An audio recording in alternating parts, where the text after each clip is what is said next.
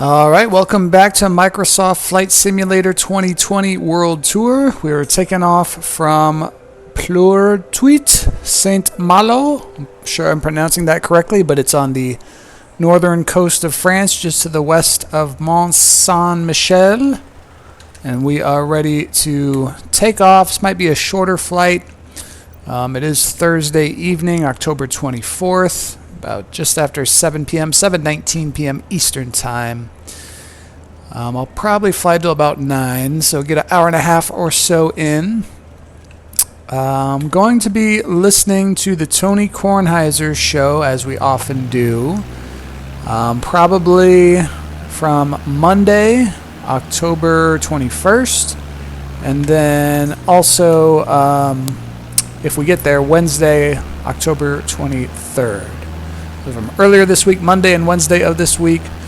They're just a week away from Halloween 2024. And here we are going to be flying west along the coast of France.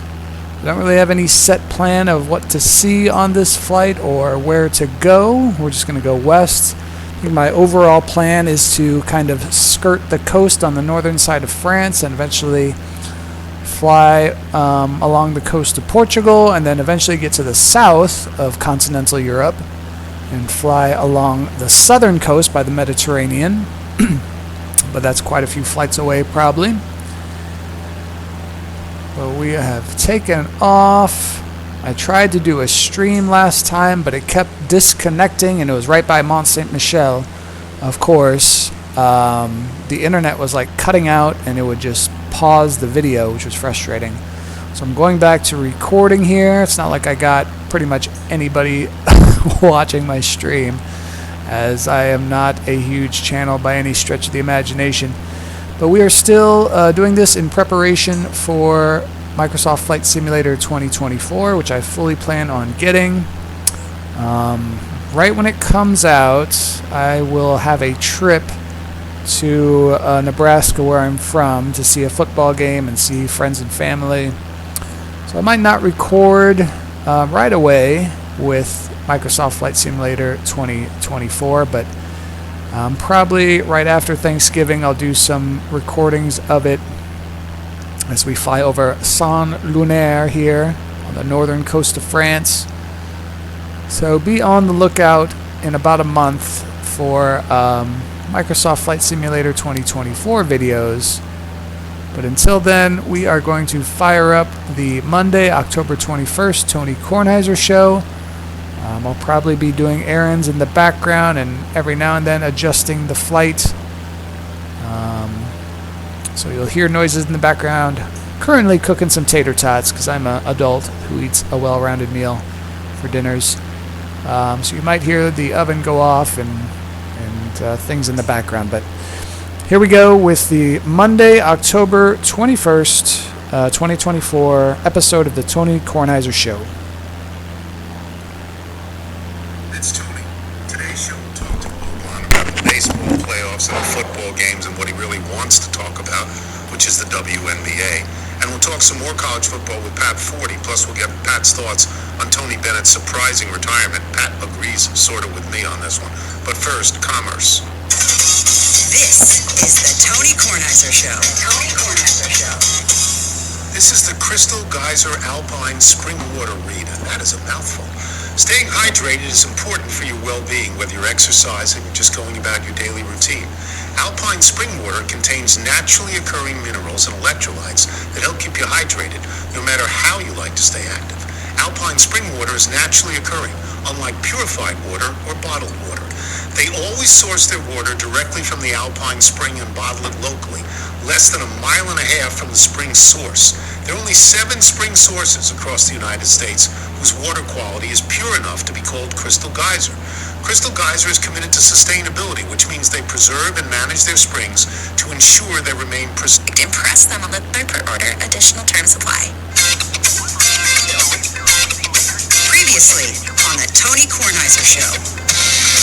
But at one point there's a quote in which you said a friend of yours was out in Scottsdale and was looking for a place to play and couldn't immediately find a place to play. Why didn't he call Wilbon? And Wilbon belongs to 87 clubs out there, including Scottsdale National and Desert Mountain. And, all the clubs. Have him call Wilbon, Jeff, right? Well, even in Scottsdale, not North Scottsdale.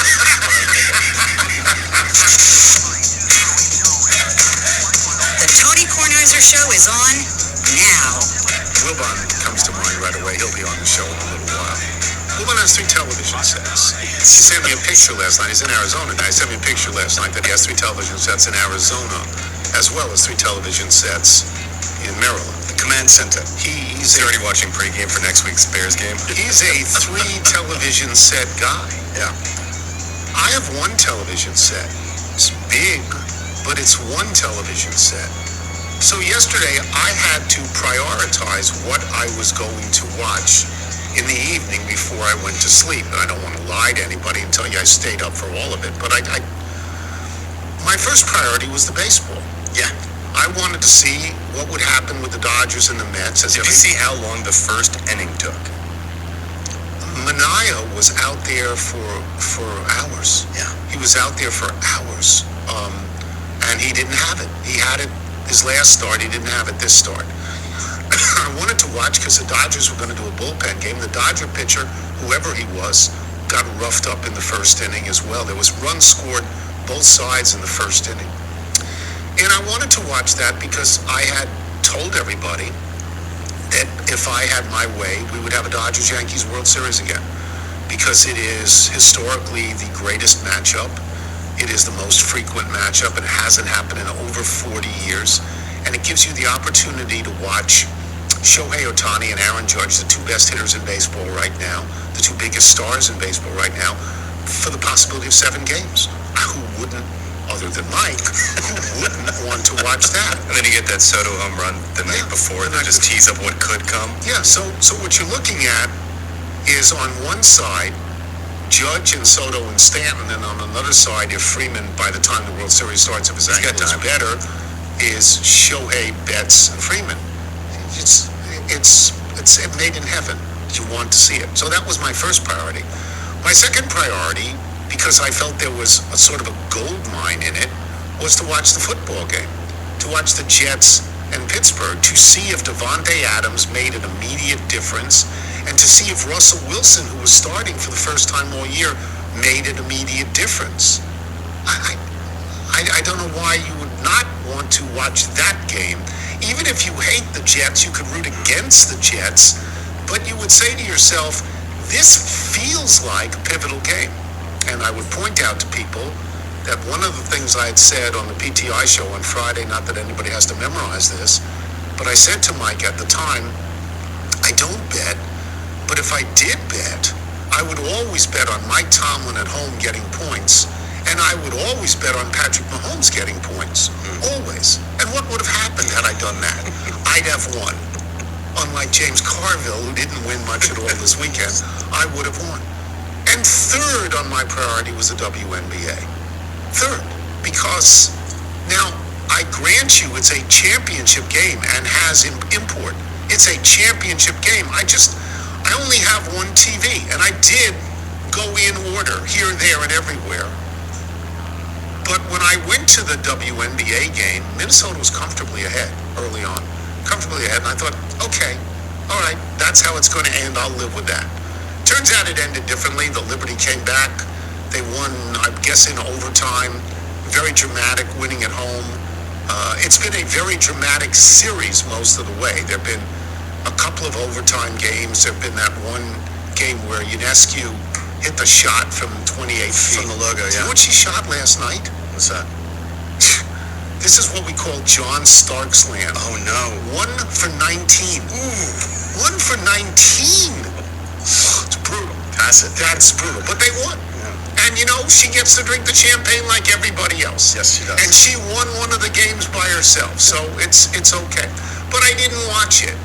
I didn't. And we're going to have Mike on later, and Mike's going to, say how great it was. And I appreciate that. And maybe it was truly great because he's got 3 TVs. My friend Adam Mandel has 3 TVs. I got one. I'm sorry. I got one at my age. My eyes aren't that good. I want to have one. There was a lot of stuff that happened yesterday that was really exciting in the football. There were some great endings. The Minnesota ending was great. Minnesota-Detroit, yeah. Detroit won the game at the end with a field goal. That was a terrific game. The Houston-Green Bay, Yeah. at the end, won with a field goal. And the Kansas City game all the way through. Yeah. All the way through was a great game. And this follows, of course, Georgia beating Texas on Saturday. A very important game for the playoffs. There's now Oregon is number 1 in the country. They're undefeated. Penn State's undefeated. I hope they play each other. I don't think there's going to be an undefeated team at the end. No, I just don't. I don't think so. Everybody's knocking each other off. And as Michael alluded to, the Yankees beat Cleveland on Saturday. Juan Soto hit a home run in extra innings. Juan Soto, look. 2 on, 2 outs. Yeah, Juan Soto. For the And dramatic. Stanton keeps hitting home runs. There was a period of time, and I would say it lasted years, where Stanton didn't seem worth a dime of what they gave him to go to the Yankees. Now he does. He was the MVP of the ALCS, because I think he had 4 home runs in 5 games. Aaron Judge hasn't done this yet. You're a pitcher. What do you do to get through Soto, Judge, and Stanton? If you're a left-handed pitcher, you know Stanton's going to be there. Maybe they sit Stanton against certain righties, but I'm not sure they're going to sit him at all in the first couple of games of the World Series. I'm not sure, because he's hot. And throughout the entire playoffs, you've seen how walks have come back to bite you, which they always seem to do this time of year. So the Dodgers walked walked a ton of people. Yeah, the Mets walked 9 people one game. Yeah, it was just they couldn't find Dodgers had strikes. a bullpen game last night. It's a different world for me. Did you see the highlights as to how the Dodgers game ended? A very familiar sinker. It produces a ground ball. Blake Trinan. Oh, Blake Trinan? Fantastic stuff. Blake Trinan, not my favorite when he was with the Mets. There's 1,000 guys who used to be with the Nats who are still playing in the league. Yeah. A lot of Red Sox too. This is the World Series that I think most people would have wanted. Sure. It gives you the greatest opportunity to see stars. I mean, that's what you want to do. When does it start? Friday, yeah. Oh, they have that much time off, so Freddie Freeman will probably Helps out Freeman, helps out those Dodgers pitchers who Yes. would not have wanted to pitch again today. Yes, because they pitch every single day, all of them. And even if they don't pitch, they warm up every single day. It's the same as It's like an pitching. elementary school class lining up for dismissal. They just keep passing the ball back to another That's kid. what happens. So we have the World Series coming up. We now have, I think we can say that we don't have to talk about the Jets for a while, although that won't stop people from talking about the Jets. all day long. What does this do for their playoff chances? Yeah, At least we don't have to talk about the Cowboys this week, do we? No, I don't think we have to talk about the Cowboys. I don't think we should talk about the Cowboys until they fire the coach. Yeah. Because that would be news. And other than that, what is the big news? Well, if you're sitting where I'm sitting in Washington, D.C., it's Jaden Daniels. All of a sudden, early in that game, Marcus Mariota is out there. Marcus Mariota, some years back, was the number 2 overall pick, just like Jaden Daniels. Didn't work out as well, but Marcus Mariota had a good game. Yeah. It's like Russell Wilson had a good second half. Yeah. Marcus Mariota had a good game. Were your They're playing the spirits- worst team in the league. Were your spirits buoyed when you saw him come back for the second half in street clothes, just smiling and waving to the fans? Yeah, I thought it wasn't a broken rib, which is what I originally thought, broken ribs or something like that. It was pointed out to me that it happened on a running play, but he wasn't hit that hard on a running play, and he'd already run like 40 yards when it happened, so I don't know. My first reaction before he was back in street clothes was, and I said this to a couple of people, well, it's fun while it lasted. That's 6 games. That was fun. It was fun. And now it's over, but it doesn't... Unbridled optimism. Yeah, Bridled. it doesn't feel like it's over. It feels like he'll be back. It's not nearly as bad as Deshaun Watson in Cleveland.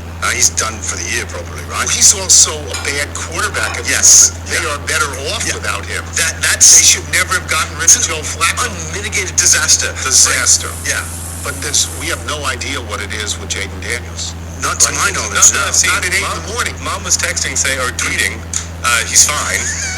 Well, yeah, how does she know? She's not in the room? A mother knows. Yeah, okay. I would say this, when I watched him walk, on his way into the locker room, it didn't. I mean, he didn't need any help. It's like, okay. Oh, but he threw his helmet on the ground. Oh, I didn't see that. Oh, I think yeah, he wanted oh, to I have. didn't see I think that. he wanted to turn this into a highlight reel. I think the higher ups would look at this saying, "We got that gift interception to start the game. Let's let's put this on cruise control and put the backup in." 40-7. Terrible. It was an unwatchable game. It was an unwatchable. Even with Red Zone. We'll take a break. Mike Wilbon, when we return, I'm Tony Kornheiser. You're listening to the Tony Kornheiser Show. This is the Blue Nile read. The road to getting engaged can be long and full of memories. It can be short and thrilling, or it can be somewhere in between. But the road to finding the perfect engagement ring is a straightforward path every time. All you got to do is head over to BlueNile.com. On BlueNile.com, you can create a bigger, more brilliant piece than you can imagine at a price you won't find at a traditional jeweler. Blue Nile is the original online jeweler since 1999. They're committed to ensuring that the highest ethical standards are observed when sourcing diamonds and jewelry. Chessie is making noises because she wants a diamond ring. This diamond ring doesn't shine for me anymore. Every Blue Nile order is insured and arrives in packaging that won't give away what's inside. And in most cases, it can be delivered overnight. Blue Nile offers a 100% satisfaction guarantee with guaranteed free shipping and returns, so you can make sure your ring is the one. And because you want that love to last forever, you can get guaranteed service and repair on it for life. Right now, get $50 off your purchase of $500 or more with code TonyK at BlueNile.com. That's $50 off with code TonyK at BlueNile.com. BlueNile.com. Use code, people. This is the Tony Kornheiser Show. This is the Grammarly read. Your time and expertise are valuable, and with professionals spending nearly half the work week on written communication, focus is one of the most important things for you to have at work. With Grammarly as your AI writing partner, you can stay focused and get through your work faster with relevant, real-time suggestions wherever you write. Just download Grammarly for free at Grammarly.com/podcast. Grammarly helps you speed through the drafting and editing process while staying on task. It will also help you to write and edit quickly with context-aware suggestions everywhere you write. Plus, Grammarly works across more than 500,000 apps and websites, and 93% of professionals report that Grammarly helps them get more work done. This comes easy to me, you know that. I wrote for a living. I talk for a living now. I can do this. Doesn't scare me. But if it scares you, if it makes you the slightest bit apprehensive, go to something that will help you. Yes. Don't call me. I'm not going to take your call. Get Grammarly. Get more done with Grammarly. Download Grammarly for free at Grammarly.com/podcast. That's Grammarly.com/podcast. This is the Tony Kornheiser Show. This is a band called Clones of Clones. And Ben, who writes, says, you featured us a few years back. Our drummer is also a fan of the show, submitted a song or two. I'm not as vocally gifted as many of the featured singer-songwriters, but I like to think I write good songs and I can carry a tune. I listen to the show almost every day while I work out in my garage gym in Rockville. I used to listen to the radio show prior to that. It's been a part of my life for a while now, but the connections run a little deeper. My dad grew up in Binghamton. I spent a lot of my childhood in the Triple Cities visiting relatives. I've been a golfer since I was a preteen, and my high school golf coach was Pete Creedon. Yes, that Pete Creedon. Those irons were legendary back in the day. Coach Creedon even attended one of our shows years after I graduated high school. I adopted my daughter almost 2 years ago. It's been an incredible journey. Anyway, I hope you like the songs. This is a song called Somebody Else by Clones of Clones. It plays in Michael Wilbon. I got a call yesterday. I knew what the call was about when I answered the phone. The call was about Jaden Daniels, right? You watched it too, right? Yeah. How did you feel at that moment, and how do you feel now? Well, I was terrified in the moment. And so my moment wasn't when he walked off the field and he couldn't throw. My moment when he was tackled after that long run on the first play from scrimmage. He was tangled in a way that just said, "Ooh, this is not right away." I call it Neville, I call it you, and I was just like, this is not good. Mm-hmm. And so then when he left the field, my fears were that it was a leg injury. And since it's not a leg injury, I'm going to be very careful there and say I just don't care, because I don't want him to be hurt at all. But leg injury, look, when you grow up where I did, following the team and the people I did, as a little kid, the first sporting hero I had of the Ernie Banks was Gail Sayers. And that screams knee injury. And so from that to Derrick Rose, my sporting life has been just sort of unraveled. And I had a front row seat to, other injuries that were not my team or my people, like Robert Griffin. So I just, please don't let it be a knee. Just don't. And I'm glad it's not. He's replaced by Marcus Mariota, who some years back was Jaden Daniels. He was the number 2 overall pick. He acquitted himself quite well in that game. Yes, he did. We don't know what's going on with Jaden Daniels. We don't. But if I'm running that team and Jaden Daniels has sore ribs or sore cartilage, something like that, I'll hold him out next game. Their schedule's pretty easy. I'll hold him out. Yeah. I mean, it's not even about the schedule. They're 5-2. They're the best team in their division, I think. Yep. And so there's no need to rush them back. It means that, we don't get to go crazy with the hype over Sunday's game with the return to Washington, D.C. as home of Caleb Williams and the Chicago Bears, which people really were starting to get interested in. The network was interested enough that CBS put that thing on. They moved it to 4 o'clock to make it sort of the national game. And,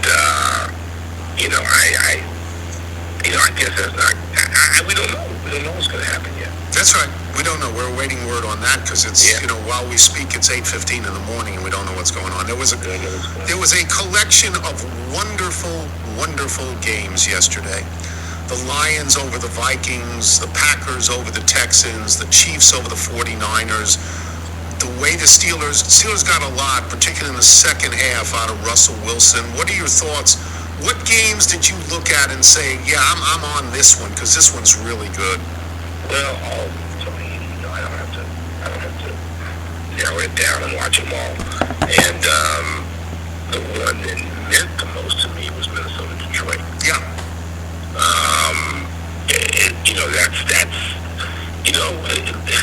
We've gone at times, I'm sure, like 15 years without Lions, Vikings meaning anything to the general football watching public. So it meant something yesterday, and it was a great game. Yes. And they're going to do it again later in the season. And all 4 of the teams in that division, including mine, they're in it. They think they got something. And the Lions and Vikings might be the 2 best teams in the NFC. There's no reason to think they're not, actually, because I don't put Philly there. San Francisco doesn't go there at all. Not yet. But the Packers do. The Packers do. So it could be, if you did a power ranking in the NFC, all 3 of the teams at the top could be from the NFC Central. I agree with that. And I'm going to say something that's going to sound sacrilegious, but I watched a lot of that game on Red Zone. They, at least yesterday, they didn't miss Hutchinson yesterday. Their defense was really good, and they didn't miss him yet. Now, they're going to miss him, but they didn't miss him yesterday, right? No, it is sustainable. You can rev it up for a game or 2, or maybe even a month, but can you do it out a guy who's the best defensive player in the league at this moment?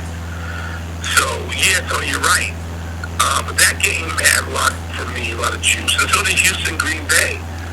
Because as emotionally invested as I am in the Packers losing every week, Houston is my pick to get to the AFC title game. Well, I don't know now. They completely tie up. C.J. Stroud, I don't think he had 100 yards passing. I don't care about that. It's one game. And one game doesn't Okay, change. but you look at the tape, right? You're the next coach. You look at the tape. Yeah, sure. But it doesn't mean that the next coach can get that. First of all, the next coach doesn't have Green Bay's defense. Right. So that doesn't mean anything. I think that Houston is still in that discussion with, a run under, but I picked them to start the season, a run under Baltimore and Kansas City, and maybe even with Pittsburgh. Although Pittsburgh, speaking of your original question, the passing game was much better. Much better. Night. Much better. Yeah, with Russ, letting Russ cook. Yep.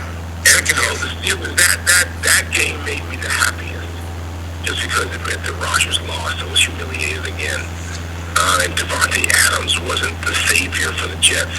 No. That No, but Amari Cooper got a touchdown from Buffalo. Yes, he did. And that acquisition is going to mean more because that's a potential Super Bowl team. They are. If Amari Cooper's great. Yes, they are. Yeah, but we were surprised. We kept being told. We kept being told that the Jets were a Super Bowl team. They're not. We kept told that every day. I'm sure we're going to be told that today when I turn the TV on our network. We'll be told that today, too. Well, we're not going to be told that on our show because nobody's going to take that position. Hear that on our show. Nobody's taking that position. And that leads me to one other thing. There's one undefeated team left. Kansas City is an undefeated team. Yeah. I watched the early Sports Center today, and all of the sort of tease headlines on the crawl are what's wrong with Patrick Mahomes. Patrick Mahomes isn't this and Patrick Mahomes isn't that. And I want to say to somebody, what? Patrick Mahomes is the best player on the planet. Don't tell me about his statistics. What happens at the end of the game? They win, right? That's all people, Tony. This is why I said to you last week on this fine program that watching sports is becoming, they're ruining it for me. Because there's two generations that care more about that than winning the damn game. And I hate these people. I hate them. And so they're ruining it. They don't even know how to watch a game or watch a great athlete or watch a great team. You can wonder, you can say, wow, does it mean anything that Mahomes has 6 touchdown passes and 8 interceptions? You can ask that question, and then the answer is no, it doesn't. It doesn't. They win. No, because people are dopes. And that includes too many young producers and young people attempting to tell stories about sports on television. They're just morons when it comes in that context. So the Chiefs, I'm trying to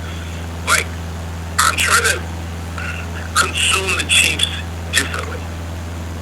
And so yesterday I did something because the Chiefs were on a late game. Which the other two games just didn't matter. The Raiders. No, it didn't matter. Washington didn't matter. Yeah. I did something I don't do. I watched the game. I didn't watch Red Zone. Right. Because two reasons. I wanted to consume the Chiefs differently, and I wanted to hear Tom Brady. I don't mean snippets of Tom Brady. I wanted to hear Tom Brady for 3.5 hours. So it was informative for me in that way. And my conclusion on the Chiefs is, they remind me of like the 1998 Chicago Bulls, in which, the Bulls would lose a game here and there. They didn't look great all the time. Jordan, for a while, might have been third in scoring in the league instead of first. And then, but at the end of the week, you would go, wait a minute, the Bulls were 3-1 this week, or they were 4-0 this week, or they were, because they're champions. And they know what they're doing. Because their coach is champion, their quarterback's champion, the roster is loaded with championship players, with multiple championships. So it's like, okay, let me really appreciate the Chiefs while they're at this level. And then if they get beat by Baltimore, they get beat by Baltimore. But that's a long way away. And right now, nobody has their number. And they went into San Francisco and took their lunch money yesterday. Yes, they did. And the 49ers look like chumps. Yes, they did. They made the 49ers look like a chump team. And so will the 49ers recover from that to be what they were the last couple of years? Maybe, maybe not. Got to get people back. People get gotta get back. But, even the people, they seem to have some Kawhi Leonard in them. They do. The 49ers. Several of them. And Christian McCaffrey never plays. To me, the difference between him and Kawhi Leonard, wait, he doesn't have 3 or 4 rings. Or 2 even. 2. He didn't have that. 2. So he didn't have that. He didn't have anything. But he's not out there. So, Yeah, Samuel isn't out there a lot. Ayuk is not going to be out there. They leave the field. They're always carted off. They're being led to the locker room. Yeah, that's it. All right, we got the Yankees and the Dodgers. It makes me very happy.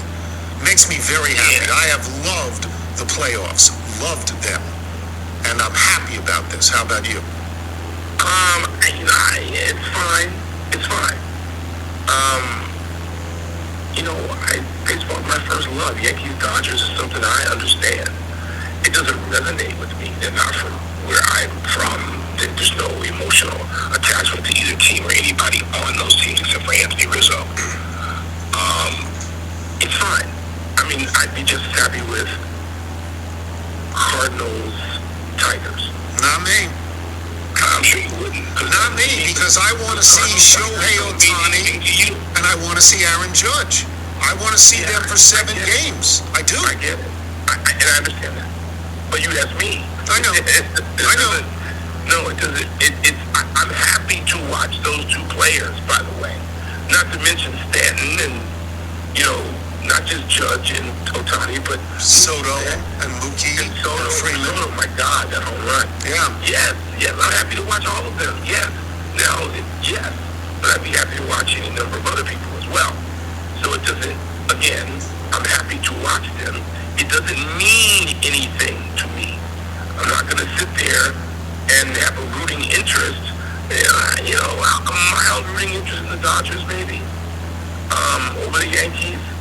But it's not like sitting down next week watching the Bears and the Washington Commanders. It ain't like that. That's right. I got no skin in this game, so I got some of that one coming up.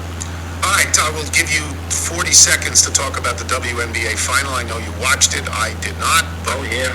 I turned it off in the first half. I didn't go back. Yeah. It looked like it was over to me early, so I No, it wasn't good. I know, it was wrong. And I knew it wasn't over because, and when there's a 12-point lead on my text chain, there's a line that specifically says to Don and Neville and Brian Dunmore and others that says the Liberty going to storm back and win this game. This is not even a difficult call to make.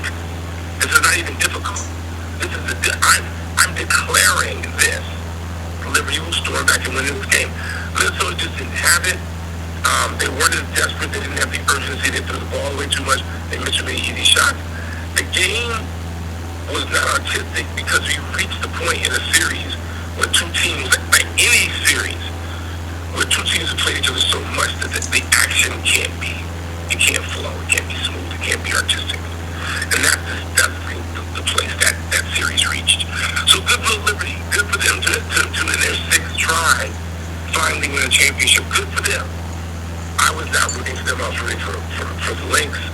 But I have nothing against the Liberty. There's nobody in the Liberty I just don't want to see win. I don't have that animus toward anybody on that team. So good for them. The postseason, the WNBA postseason was rousing. It was terrific. From soup to nuts, it was great. And so, so now basketball ends. Oh, wait, it doesn't end. Because it starts tomorrow. Let me repeat. Tomorrow. The NBA season begins tomorrow. So they have now succeeded in doing what all the leagues want to do, which is staying in your consciousness or attempting to 365 days. Starts tomorrow. Yeah, just make me one promise that after 2 games we won't talk about who's good for the playoffs. The Lakers. Please, just the Lakers. What's wrong with the Lakers? No, I can't. They are no different from the Jets and the Cowboys if we do that. I don't want to do that. No, they're not. So, wait a minute. I mean, if we do that, they're no different than the Jets and the Cowboys because we work at a network that will do that. Don't want to do that. We won't do it. No, we're not doing it. We don't want to do it. We're not doing it. Again, we're not making a call on whether J.J. Redick can coach after 2 games. No, we're not doing it. Well, no, we shouldn't even mention them. No, don't want to do it. That does not keep. Yeah. That does not keep an entire network or networks from doing that. Do you realize that? And this is part of what we don't deal with, Tony. So every day, millions of people watch or talk about Bronny James, who is a fine young man who, if he was like a chemistry major, still be a fine young man. But there's 2 generations out there that share clips and obsess, and the ratings are driven up in some quarters, all quarters, by any discussion of Bronny James. I did not say LeBron. We're going to have to pass on that. We're passing. We've already passed. We're not doing it. We've already passed. This discussion is not about us. This discussion is about the culture and what happens in the world, not about us. I'm too old. In the world, all of that is going on today. God bless them. Today. We're not doing it. Have at it. We're not doing it. All right, I'll talk to you later. All right, Tom. Michael Wilbon, boys and girls. We'll take a break. Pat Forty will join us. I'm Tony Kornheiser. You're listening to the Tony Kornheiser Show. This is the Liquid IV read. There's so much to love about October. Make sure you're at your best with Liquid IV's new hydration multiplier plus immune support mango passion fruit. Even in our house. With 5 times the daily value of vitamin C and 3 times the electrolytes of the leading sports drink, you can give your body the immune support it needs while treating yourself to a taste of the tropics. You guys have this, right? Oh, sure. I don't have the mango passion fruit. Yeah. Now I think I need to get that. I just got the golden cherry, though, which was a huge pickup thanks to the Liquid IV Robin Hood that is Tony Kornheiser. We were out of town, and I get a message, there is a package on your steps. So I picked it up. I said I picked it up, right? Because I didn't want anybody in the fashionable neighborhood you live in to just porch drop and take all your stuff. Yeah. So I took it home. And it turned out it was actually addressed to me. Oh, how about It's that? for you. It's for you. It's the Liquid IV. Mr. Porthauser? Here's how it works. Tear, pour, live more. 1 stick plus 16 ounces of water hydrates better than water alone. It's powered by LIV Hydroscience, an optimized ratio of electrolytes, essential vitamins, and clinically tested nutrients that turn ordinary water into extraordinary hydration. Support everyday wellness with Liquid IV. Get 20% off your first order of Liquid IV when you go to liquidiv.com and use the code TonyK at checkout. That's 20% off your first order when you shop Better Hydration today using the promo code TonyK at liquidiv.com. Use the code, people. You're listening to the Tony Kornheiser Show. This is the Collars & Co. read. They sent me 3 shirts. Oh, that's right. They were really pretty. Yes. I have not yet worn them. I haven't. You need to wear them under a sweater. I mean, if you're going to go out, you can't wear them under a vest because they are short sleeves. I mean, you can, but the whole purpose is to wear them under a sweater. And I haven't worn them yet, and I was looking for that bunch. Yes. I don't have that many sweaters anymore. That, you know, the traditional either V-neck or crew neck sweater, which The crew neck on top of which they're going to look great. Right. Right. Yes. That under which rather, not the sweater would be on top. But I haven't gotten to that yet, and I look at them and they're really How do nice. they feel? They feel great. Yeah, They're really nice. Nice colors. The Tattersall in particular, I really like. Are you tired of uncomfortable dress shirts and shirts that bunch up under a sweater? You really have to check out Collars & Co., maker of the Dress Collar Polo. Their shirts are 4-way stretch. They're buttery soft polos with firm dress collars on them. So they give you the dress shirt look, but with the extremely comfortable polo feel. It means you can wear them with anything. Under a sweater, with a blazer, or by themselves as an elevated polo. I love the notion of elevated polo. You know, it used to be the word was upgrade, but upgrade got so common that it's now elevated. They're great for the office, the golf course, or for a night out. The collars don't flop down and spread out. They stay firm and sharp all day. So if you're looking for a performance dress shirt or polo that looks great all day, check out collarsandco.com and use the promo code TONY for 15% off any purchase of $100 or more. That's a good deal. That's a good deal. Use the code. You're listening to the Tony Kornheiser Show. Once again, this is Clone of Clones, or Clones of Clones. Plural. Yeah, Clones of Clones. Clowns of Clowns would have been good. Some sister bands. Yeah, that would have been good. Clowns of Clowns. We're happy to play their songs for Ben, who sent in a nice note. This is called Mine, and Michael, if people like Clones of Clones want to send in their original music, that's a DC band. How do they do it? Send us your music by emailing it to jingles@TonyKornheiserShow.com. Plays in Pat 40. Pat, you went to Alabama, Tennessee, right? You did not go to Georgia, Texas. Do you want to explain the choice there? Okay. The choice was back and forth, depending what was happening in the weeks leading up. And I settled on Texas, then Tennessee, and then after Alabama and Tennessee both lost, I was going to switch back. But with Formula One in Austin, it was then like $1,000 a night to get a hotel, and it's a 3.5-hour drive to Knoxville, so it's just easier to go there. Well, it's not like there's no drama attached to this, because Alabama went out and they beat Georgia. And I probably should repeat that. They beat Georgia because Georgia just beat Texas and smothered Texas, and we'll get to that. But Alabama at that point, people were talking about the seamless transition from Saban to Kalen DeBoer, and this guy can coach it up and so on and so forth. Then they lose to Vanderbilt. They're really close in another game, and now they lose on the road to Tennessee. And I'm not saying it's dishonor to lose to Tennessee on the road. 100,000 people in there. No, it's a big deal. But what does this mean for Kalen DeBoer? Yeah, as good as September was for Kalen DeBoer, October has been that bad. And this compounds the original sin, which was losing to Vanderbilt. Puts Alabama very much on the playoff bubble outside right now, hoping to get back in. They're going to have to run the table, which means beating some very good teams still the rest of the way.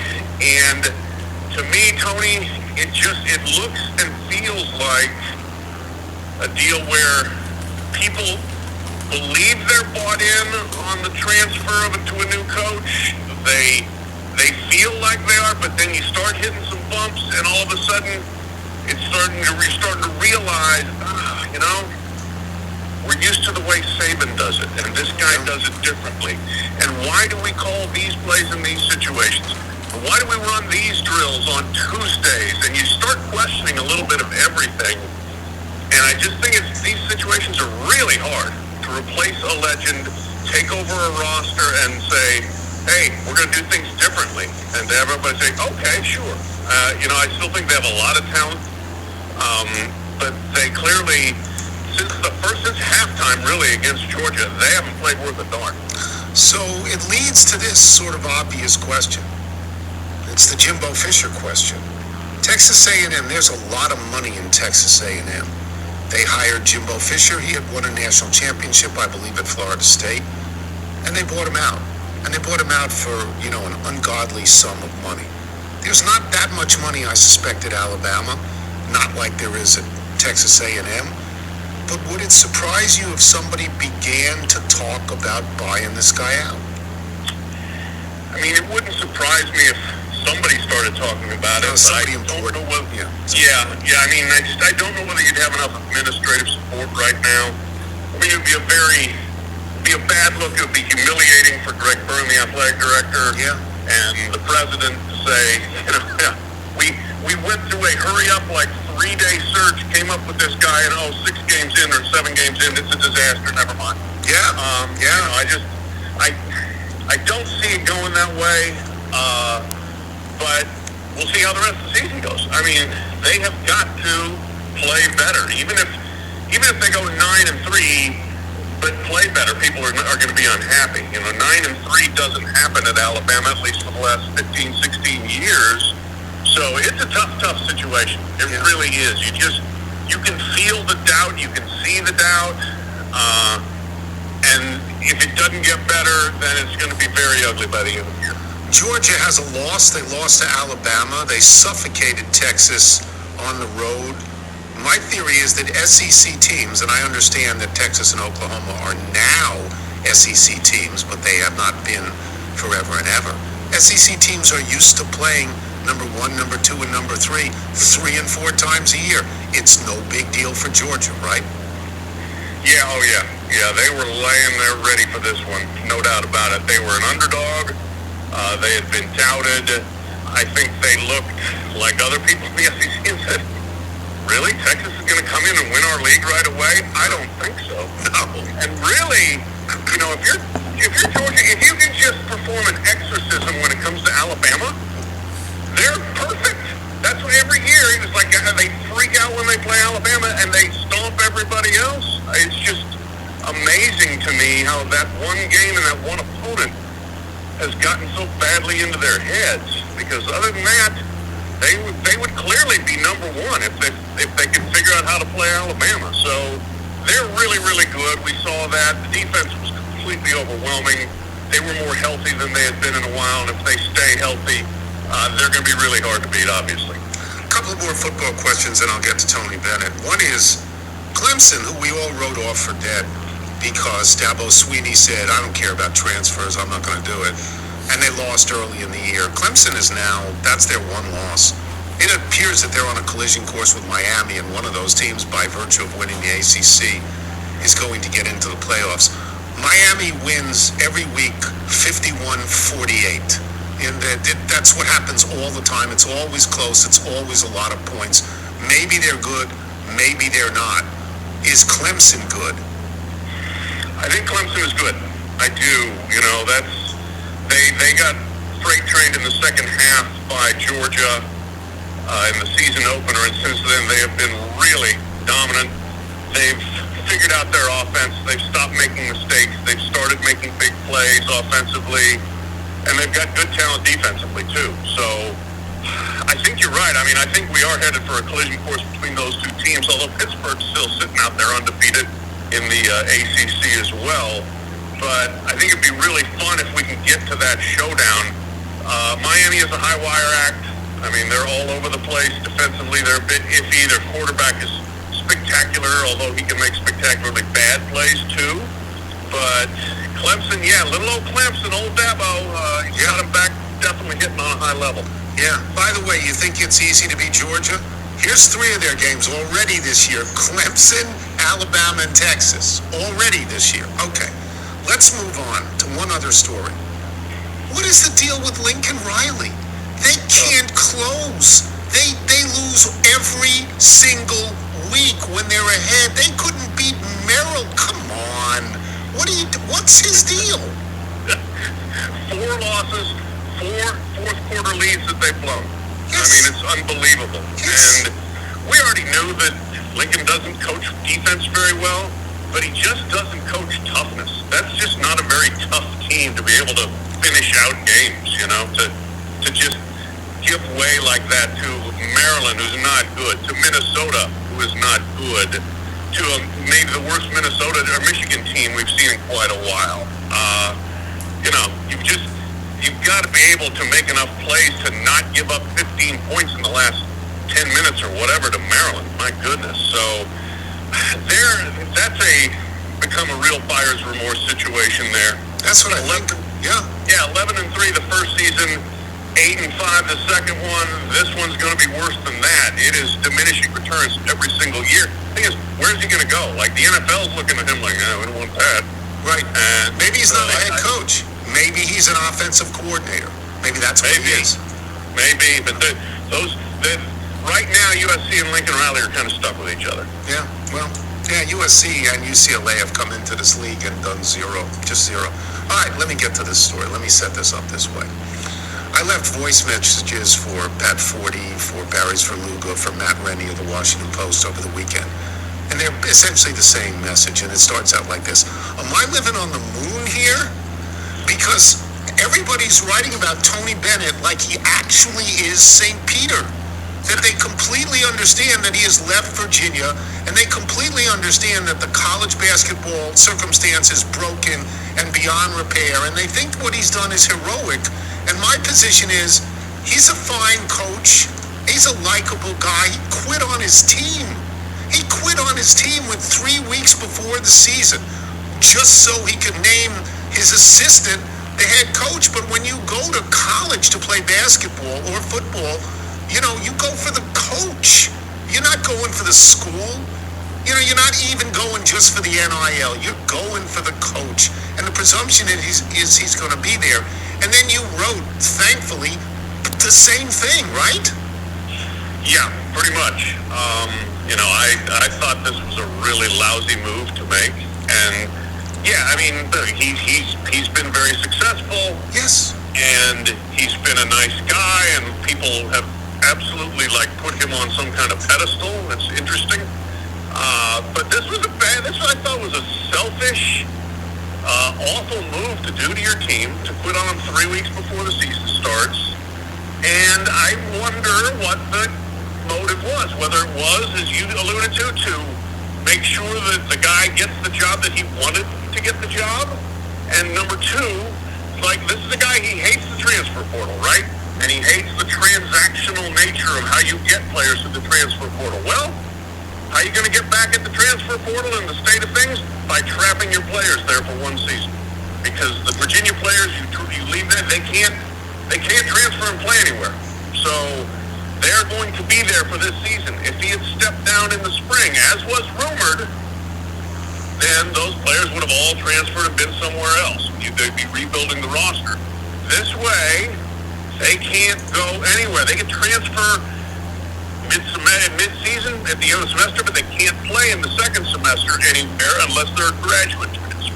So, this seems to me where everybody's Tony's standing up for purity of college athletics. This sounds to me like somebody who had a calculated move in mind and made it. And players, you know what? You can transfer later, but not now. Yeah, I mean, the first thing you think of when something happens is maybe there's bad health with him or his family. Right. It's totally excusable. Maybe there's some weird lawsuit out there that nobody knows about. Or in this case, maybe you hate the athletic director. It's total speculation on my part. But you force the athletic director to take one of your coaches to be the head coach at least for this year. It was pointed out to me that Dean Smith did this with Bill Guthridge, and my reaction was, Tony Bennett's not Dean Smith. Let's not go nuts here. He's not Dean Smith. But I look at it, and again, I'm not saying that he's not right, and I'm not saying he's not a good coach, and I'm not saying he's not a fine person. I'm affirming all of those things. I'm saying this looks bad, and the only people it hurts are the players you've recruited, right? Yeah. 100%, yes. And you're right, Dean Smith did it. Jim Calhoun did it at UConn. To get Kevin Harlan. Yeah, and Tony Bennett is not Jim Calhoun either. No. Dick Bennett, his father, quit 3 games into the season in 2001 and left. He came back three years later and took Washington State and then retired and gave the job to Tony Bennett. Bo Ryan left on mid-December at Wisconsin, so it's been done. But in almost all those cases, I can't say for sure for all of them, but certainly in Dean's case and in Calhoun's case, I think the intent was, I'm naming my successor. And, hey, that's been done a lot of times. Krzyzewski basically named his. Roy Williams basically named his, although they went through a search and everything. This is more brazen by doing it right after you've started practice, after everyone has committed and bought in, and I'm sure you've had all the team meetings to say how locked in arms and brothers you guys are. He signed an extension. Yes, he signed an extension. Come on. Yeah. Okay. He did. Plug your podcast for us, and thanks for being on. My pleasure. College Football Inquirer, Yahoo Sports, published 3 times a week. One of the 2 best podcasts out there in America. Thank you, Pat. My pleasure. Pat 40, boys and girls. We will be back with email and jingle when we return. I am Tony Kornheiser. This is the Tony Kornheiser Show. Tony Kornheiser Show. This is a Game Time read. Game Time has a new feature called Game Time Picks that make getting tickets to see your favorite teams play live even easier. Game Time Picks filters out the fluff to show you only incredible deals on great seats, so you don't have to waste time searching through thousands of tickets. You do this. Yeah, do you think Jared is using this for Game 3 of the NLCS? Garrett's got tickets in New York. I guess it's called City Field now. Yeah, City Field. Game 3, Game 4. Jared Filter, row 1. Yeah, Jared got on a plane last night. I'm very excited. He's going to watch them both. Yeah. Sure.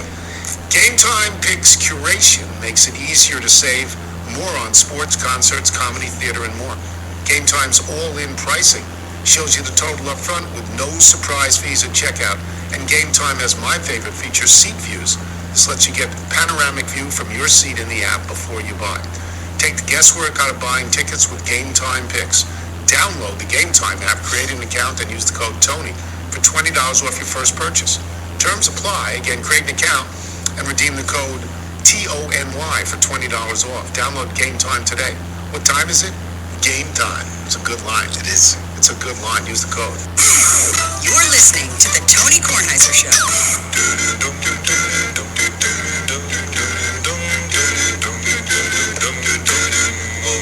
Oh, here comes Tony's mailbag. got your emails, faxes, and junk news. Here comes Tony's mailbag. Gonna read some for all of you fools. Gonna read some for all you fools. The aptly named Biff Gawk. We love people named Biff. We absolutely, attention must be paid. We love it. Yeah, absolutely. Yeah, Biff and Hap. I want to do the Bethesda Bagel. Everything's on tenor. No. Bethesda Bagels, we love them. You as well. Got the bagel sandwiches. They're very happy about that. All you need to do is go to But you Bethesda. didn't get the paper bag. It was so full and it sort of was tearing that I made the executive decision to say, we're just going to go to the plastic bag now. Just go to BethesdaBagels.com for the location in the DC area nearest you. Then pop it in, my friend, and you will be thrilled. That's it for us. Before we get to the mailbag, let me just say, here's a man in evening clothes. How he got here, I don't know, but man, you ought to see him go. Twisting the night away. He's dancing with a chick in slack. She's moving up and back. Man, there ain't nothing like twisting the night away. The late, great Sam Cooke. Yes. Thanks to our guests today, Michael Wilbon and Pat Forty. Thanks as well to our sponsors. Remember, you can listen to us on Apple Podcasts, Spotify, and Odyssey. Get the show through Apple. Please leave us a review from Bob in Atlanta in honor of the Toy Hall of Fame, which we still have not talked about yet. I humbly submit the Candy Wrapper Museum for your consideration. It includes such unforgettable candies as Plop and Mr. T Gold Chain Bubblegum. I pity the poor fool that passes up my gold-colored chain offer on the back. Of course, the Reggie Bar is there. There's also a Pete Rose Energy Bar. Candy adjacent, I guess. When does Al Michaels get a candy named after him? From Mike Lanzaro in McLean, Virginia. Can you ask Kelly, the emailer from Pocatello, Idaho, if they know the Pocatello Town jingle? When I graduated college 20 years ago, my friends and I piled into my mom's van. We did a 10,000-mile road trip across the country. One night we stopped in Pocatello, Idaho. The waitress at the diner where we ate sang for us. 3 I-95 kids Wilbon would scoff at. This waitress sang what she said was the Pocatello Town song. About the only time on a month-long trip a waitress sang about the town we were in, so it's highly memorable. And I've always wondered, did she make that song up for better tips, or does Pocatello actually have a song? That would be information for life. From Norman Mail, Bloomberg's, Pennsylvania, formerly of Winthrop, Massachusetts, home of Olympic hero Mike Eruzione, and next to Revere. Yes. I just returned to Bloomsburg after 6 years living in the Boston area. I want to update you on the construction work, both north and south, on Interstate 81 between Hazleton and Wilkes-Barre, Pennsylvania, which I would hit going to Binghamton. Yeah. Add at least a half hour to your travel if you plan to attend any games at Dr. Biley Court this season. The detour options aren't great. Unfortunately, it is a live-with-it situation. I've been north of Wilkes-Barre to the Scranton area, where I-81 and I-84 split, but since I've been working on that section of the road for at least 30 years, give me some time on that as well. This is true. They have been working on this road for 30 years. Yeah. 30 years on I-81. It's never good. It's never going to be good. From Tim from the Midwest, quick heads up, I just did a quick scroll around the Pearls Bagels Instagram page. Not a piece of foil to be found. Okay, we're going to Bring your own. Yeah. Jeff Lesher, just confirmation that Pearls Bagels rocks. Named for their departed dog. This family-run operation is as thoughtful as they are talented. Love it. From Lee Gordon, Chuck and Roxy number 80 in Boynton Beach, Florida, who writes, as someone of your ilk, I've also been through the same purging experience in advance of a colonoscopy. On such an occasion, a bidet is worth its weight in gold. He also writes, when Buster Olney mentioned having been to the Puritan in Manchester, New Hampshire, I said, hey, I know that ice cream parlor.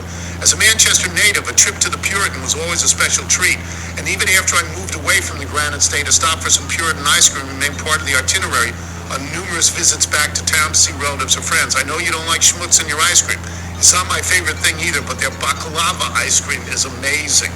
From Jeff Piggott, Ron St. Amant's Monday email referencing apple pie as the greatest dessert ever took me back to the early chat show days of the show. Years ago, when the topics of the day included snakes in Jeannie's apartment, Ted's head, and the ombudswoman, your panel also opined on their favorite frozen foods. The late Joe Barber offered Swanson's Hungry Man breakfast bowls. As I recall, your submission was Mrs. Smith's apple pie with raisins. Yes, back then, before coffee ice cream was even a sparkle in your eye, apple pie ruled the roost. Feels like a full circle type situation. P.S. Any updates on the animal revolution? I have to listen. No, I mean, I don't have yield. I just don't have any yield, so it doesn't matter. They don't care. No. They're little bitty buds on the last remaining tomato plants. It doesn't matter. They're too small. With raisins? Yeah, that was you. Like raisins. Yeah. From Matt Quigley in Galloway, not Galway, New Jersey. Your conversation last week about Shakespeare and West Side Story reminded me of my time as an undergraduate at Villanova. I was taking a Shakespeare class, and while discussing Romeo and Juliet, my professor made a point to mention how this classic story has been retold times and specifically referenced West Side Story. He also stated that although he was a fan of West Side Story, it was unrealistic and that Romeo and Juliet was more relatable. I jokingly asked if West Side Story was unrealistic because gangs tend not to sing and perform dance numbers while fighting. He simply smirked and replied it was an unrealistic plot because imagine being a teenage boy roaming the streets of the 1950 Spanish Harlem screaming Maria at the top of your lungs and in the entire city. One girl comes to the window. To use a TK phrase to summarize my professor, come on, man, what are we even doing here? I immediately think of that anytime West Side Story is up. On last Friday's show, you read an email which mentioned Galway Bay reindeer. Given your troubles pronouncing my hometown, Galloway, as opposed to Galway, Ireland, I was half expecting you to call it Galloway reindeer just to split the difference. Then you could stop the show and ask Michael if it is pronounced Galloway or Galway, as you tend to do with my emails, and bring up how Michael used to play golf there in college. By the way, did the Yale people ever return his ball? He listens to this show. That's a deep cut. Matt Quigley listens to this show. Well done. Also, if you read this email, I'll be 5-2 on emails read. Hope, though, it doesn't start a trend on my way to 5-11. 13 hold in the end. From Andy Whitaker in Bloomfield, New Jersey. When you only eat half of the bagel sandwich, do you reheat the second half of the sandwich, or do you rely on the foil to maintain the heat until lunch? No, I reheat. If you reheat, what is your recommended method? Microwave, toaster oven, or another method? Microwave. 25 seconds. 20, that's it. 25 seconds. This is after you bring it up to temperature on the kitchen counter for a few hours. That's right. Acclimate. Keep it out. Yeah. Keep it out. Patrick Smith, Annandale, Virginia, Chuck and Roxy, number 62. Favorite middle school teacher? Is that what we're doing now? Okay, I'll go. Mary Van Zandt. My 7th grade social studies teacher and the mother of little Stephen Van Zandt. Yes, that's Stephen Van Zandt. I think we have a winner. Mrs. Van Zandt promised an A to any student who could memorize the names of the U.S. presidents in order from number 1 to number 40. Reagan was president at the time. By the end of the week, well, I got that A. I can still recite the presidents in order, which comes in handy at pub trivia. Little Stephen Van Zandt. How about that? That feels like a winner. Feels like a winner. Okay, Jeff Barger, back home in Hillsborough, North Carolina. Bonjour. The little to whom I'm related by marriage and I were recently in Paris. After a long day of seeing the sights, I flipped on the TV at the hotel and I found the movie Christmas in Paris. What a coincidence. Here's a synopsis. Lucas, a wealthy French entrepreneur, heads to Montana for a very attractive business proposal. Of course. While there, he meets Robin, whisks her away to Paris for a whirlwind Christmas adventure. Does. There were no English subtitles, but we don't need no neat, stinking subtitles because we know what's going to happen. By the way, the French word for gazebo is belvedere. Ooh. Information for life. Did not know that. From Brian Hoffman in New York. Catching up on the pod, and I've now listened to the segment with Christian Thompson. Now married, by the way. Michael back A from the wedding. beautiful early fall affair down in Oldfield. That's lovely. And Liz was maid of honor. Gave a great speech. Catching up on the pod, and I've now listened to the segment with Christian Thompson. When I first heard you say his name, I said to myself, I know that guy, or at least I know that name. My sister-in-law and Christian were in the musical theater program together at Penn State. This is amazing. And I recall speaking to her about Christian when my wife and I saw Ain't Too Proud on Broadway, in which Christian played Smokey Robinson. My sister-in-law is herself an aspiring actor with several credits to her name, although the big one is still to come. COVID put an unfortunate pause on her career and the career of so many others. One quick aside, my sister-in-law's close friend, Talia Suskauer, who was also in Penn State's musical theater program, portrayed the character of Elphaba in Wicked on Broadway from 2022 through 2023. This past Passover, she joined our family at our Seder. We went around the table reading the Haggadah, and when it came time for the 4 questions to be read and sung, it so happened it was Talia's turn to speak. So here at our Passover Seder, we were serenaded by Elphaba from Wicked, singing the 4 questions, which I can promise was better than some rum-dum like me singing. In any event, I enjoyed the segment with Christian. I've reached out to tell A quick lesson: when they start playing "Ain't Too Proud" at a wedding, you just sort of step aside. It's time to let the professionals do what they do. They know what they're There's doing. actual choreography, not just your almost 40 two-step shuffle. From Steve Dawson. We here at Virginia Coalition are quite thrilled in the small role we have played in the great monkey theme controversy of 24. As a reminder, the title of our arrangement was Reginald's theme, a very special episode as a send-up on the 80s sitcoms that crossed into heavy issues on occasion. Maybe saved for special occasions like the playoffs. Cue Jim Mora. Just a thought, not a suggestion. Sitcom down. MacArthur, okay. The women to whom I'm related by to whom I'm related by marriage, I think she means the woman. Yes. Barb spent a couple of days in the Willamette Dammit Valley. When she returned, she had a gift from me, a signed bottle of wine from Bell's Up Winery. For those whose cable or streaming packages does not include News Channel 8, the enclosed picture shows David from Bell's Up with a bottle my wife purchased with the inscription Tony Lacheserie David Spector. She would not have stopped at Bell's Up without hearing of the winery on your program. She said David was generous with his time and great to visit. We will save this bottle until our 40th anniversary. 40th wedding anniversary next May. Thanks for expanding our connective tissue from the show, and please tell Eric Hansen in Des Moines to eat it. That's from Tony Lutz in Redmond, Oregon, near Bend. 4:45 from Bandon Dunes, unless Wilbon is right. And then it's like 3 hours. Okay, a couple more. Kevin Goldberg, Washington, D.C. I could offer my own very recent and completely unremarkable colonoscopy story, but instead I'll just use this as an opportunity to have you read something I've wanted to hear on the podcast for a while. Please tell my current and your former co-worker, John Maynard, to eat it, unless he's getting a colonoscopy later in the day. And from Ruck, from the Soviet Safeway. At the Soviet Safeway, we don't ever have the problem you had at the deli counter. We have what is called a pseudo-deli. We don't even have a deli counter. Of course not. Soviet Safeway. Yeah. If you're out on your bike tonight, everyone, as always, do wear white. And my favorite player, just to remind you again, is C.J. April. Is that all?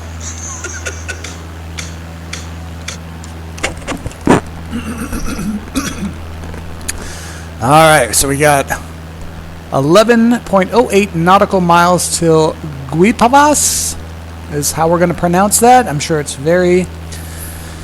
that's absolutely the way you pronounce that.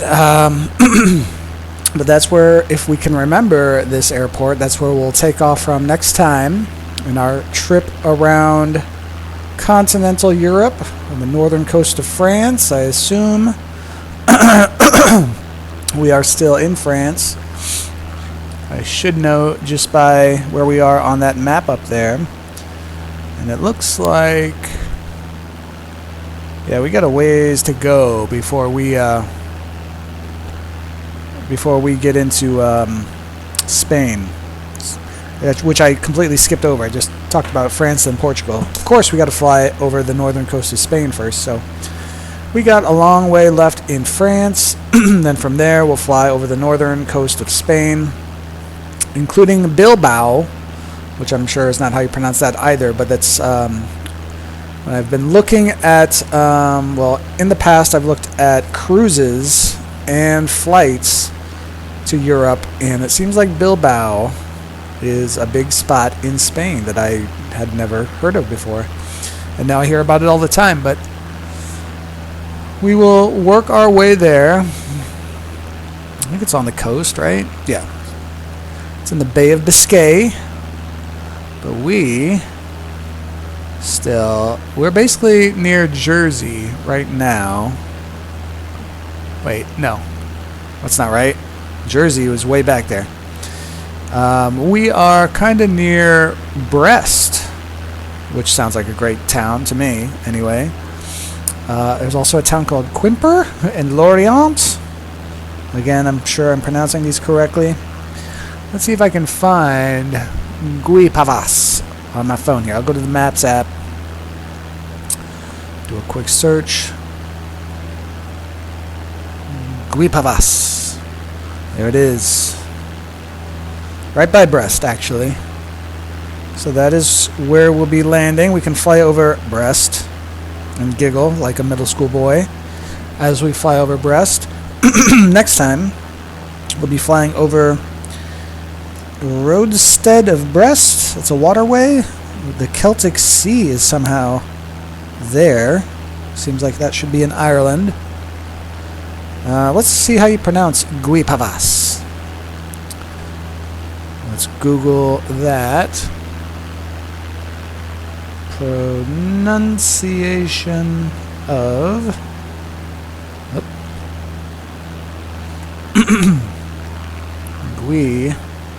Guipavas.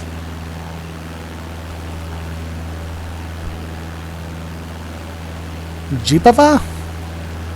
Hold on.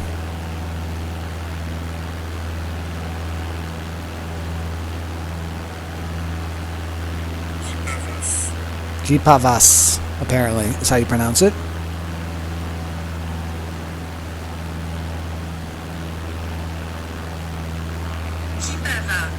Guipavas.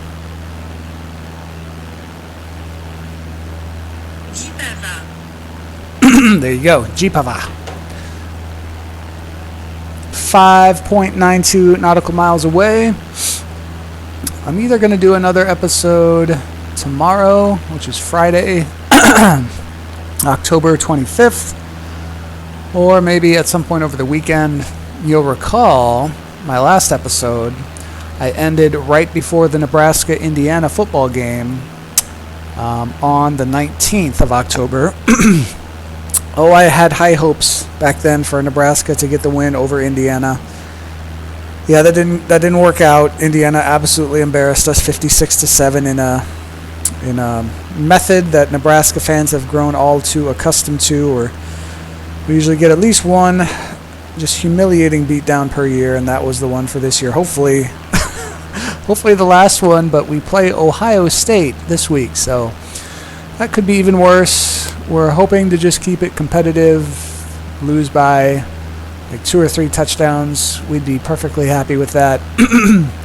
And maybe someday we'll be somewhat respectable again. We thought that might be this year at the beginning of the year, but we've unraveled with a loss to Illinois that we kind of pissed away. And now we've humiliated ourselves with a 56-7 loss to Indiana. Tomorrow, well, not tomorrow, it's Thursday. 2 days from now is Ohio State. So that could be much worse. We'll see how it goes. The Nebraska volleyball team's still doing well. They've got the one shocking loss where they got swept by unranked SMU, but SMU has gone on to post some pretty impressive wins since then, including defeating number 1 Pittsburgh, who everyone thought was untouchable this year. And so Nebraska still with only 1 loss. There will be 1 or 2 more, I'm sure, as the year goes on. Wisconsin. We barely beat Purdue last Friday. I was at home, so I'm not sure if we play them at Purdue, but I think we got some losses coming, but hopefully they can make a good run in the tournament. They seem to always do that. And they always, I mean, aside from the national championship game last year against Texas, where Texas just destroyed us, Nebraska volleyball is usually good for restoring Nebraskans' faith in the athletic department. And the men's basketball team had a decent year last year. Men's basketball is about to start. Exhibition games have already started. So at least I can focus on men's basketball instead of football here soon. I am a Duke fan, as much as anyone who actually is listening to this would absolutely hate to hear that. Duke fans, well, college basketball fans nationwide and worldwide either love or hate Duke. And we've got Cooper Flagg this year, so he should be good. Nebraska is supposed to be like 12th in the 18-team Big Ten. So not incredible by any means, but they surprised us last year and finished 4th in the Big Ten, which was a lot better than anyone expected. So maybe we can surprise some teams here as well. Alright, we don't want to land in the trees. We're trying to make it to the airport over here. I think I'm coming in at the bad angle. We got some solar panels there. Oh yeah, we are coming in at the exact wrong angle. So let's try to fix this real quick. Oh God, we are about to stall our engine.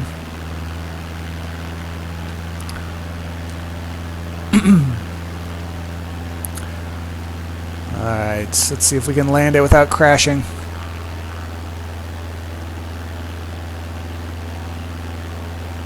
We're probably coming in the opposite way we should, but we do what we won't. Okay. There's Guzno and for Neuf. Crazy ass French names. What's off in the distance there? Turn the camera. Bohars? Okay. Alright, here we go. Coming in for our landing.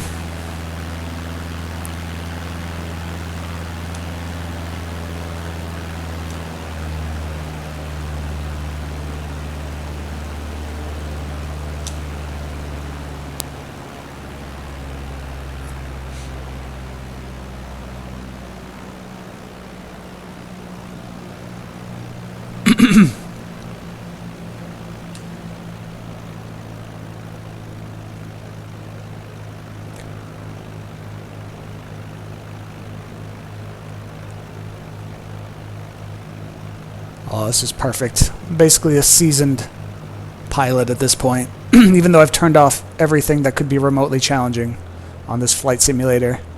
It's just like playing a video game. But look at this perfect landing we got.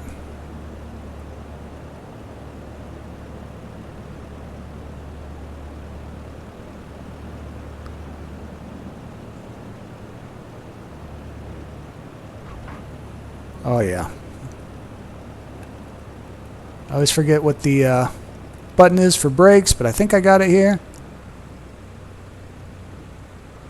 Alright, we have landed at Guipavas, and this is where we will pick up next time on Microsoft Flight Simulator 2020 here in France as we continue on around continental Europe. Until next time.